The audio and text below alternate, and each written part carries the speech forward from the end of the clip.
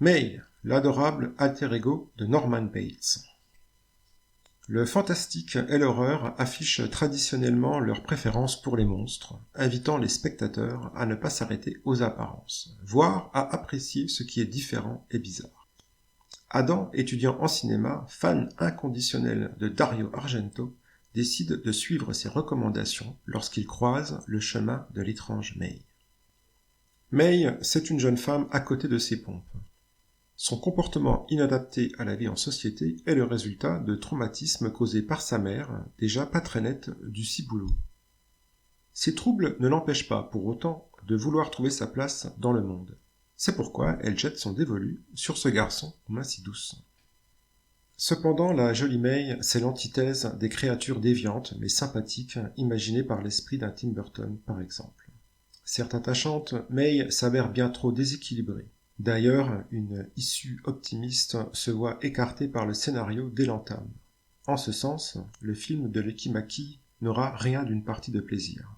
Pas question donc de duper le spectateur en lui laissant naïvement croire que May est différente, mais qu'au fond d'elle se cache de la beauté.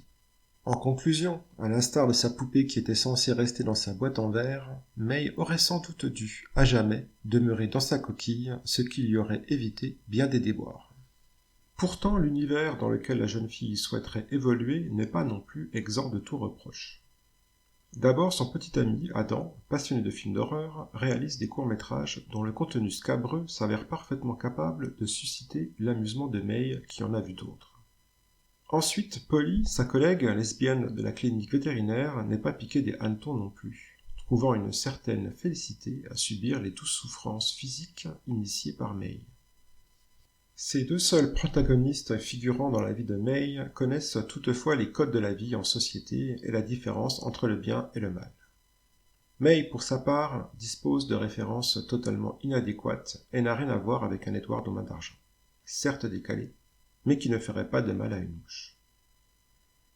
En ce sens, même si elle paraît de prime abord plutôt mignonne et adorable, May évoque bien plus le Norman Bates de Psychose, aimable en apparence, mais dont les quelques névroses qu'il laisse paraître ne sont, en réalité, que le sommet de l'iceberg. Mésestimant les signaux envoyés par le côté bizarre de la sociopathe, ses proches en payeront les frais. Le réalisateur, Lucky Mackie, montre d'ailleurs assez peu de sympathie pour ces personnages aimant fricoter avec le diable, mais s'avouant rapidement dépassés dès que les choses sérieuses commencent. En ce sens, on notera que Polly n'est rien d'autre qu'une fille superficielle et que Adam, notre étudiant en cinéma spécialiste S-horreur, ne cite pas vraiment les meilleurs films du maître en Gialli, démontrant les limites des capacités de discernement du bonhomme. Au final, le film dresse un portrait sans concession de ces inconscients qui tournent autour des psychopathes. La psychopathe, justement, est ici incarnée par Angela Bettis, véritable révélation qui impressionne en parvenant à rendre crédible un personnage implacable. La comparaison avec la performance délivrée par Anthony Perkins pour le chef-d'œuvre du maître du suspense n'est pas totalement extravagante. On remarquera toutefois que si Alfred Hitchcock n'avait pas eu besoin de livrer un background très sophistiqué pour asseoir le personnage de Norman Bates, cette assise manque cruellement à May.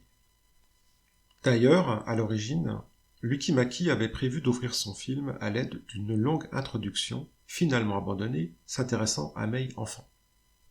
Gageant que cette entrée en matière aurait permis de mieux accepter les excès de la jeune femme, tant il s'avère difficile de croire qu'un simple petit problème oculaire ait pu produire des névroses capables, in fine, de pousser May à suivre la voie tracée par Victor Frankenstein pour se créer un nouvel ami. Comme May n'a rien d'une scientifique, la créature qu'elle imagine va s'avérer plutôt absconse, tout comme le scénario qui ne suit pas véritablement de ligne directrice.